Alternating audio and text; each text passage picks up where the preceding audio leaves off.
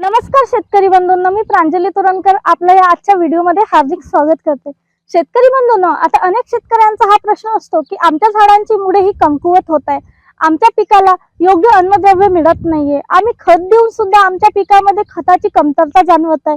तर मग अशा वेळी नेमकं करावं तरी काय?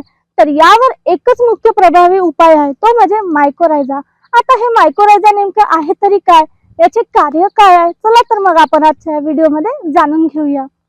शेतकरी बंधूंनो, मायकोरायझा ही एक उपयुक्त जैविक बुरशी आहे, जी आपण आपल्या जमिनीमध्ये सोडल्यानंतर आपल्या पिकांच्या मुळांसोबत संपर्क साधून पिकांच्या मुळांसोबत वाढण्यास सुरुवात करते।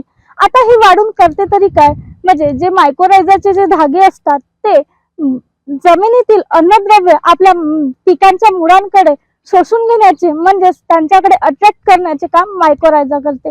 यामध्ये विशेष म्हणजे जे जमिनीमध्ये फॉस्फरस आहे, पोटॅश आहे, मुख्य अन्नद्रव्य आहे जसे की मायक्रोन्यूट्रिएंट आहे, ते आपल्या मुख्य पिकांच्या मुळांकडे ओढण्याचे काम म्हणजे अट्रॅक्ट करण्याचे काम हे मायकोरायझा करत असते।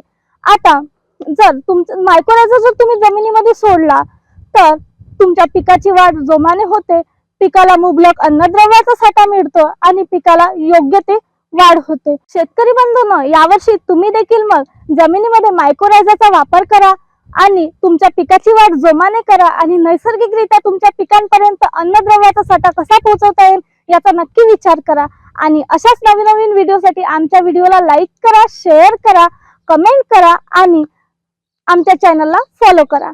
धन्यवाद।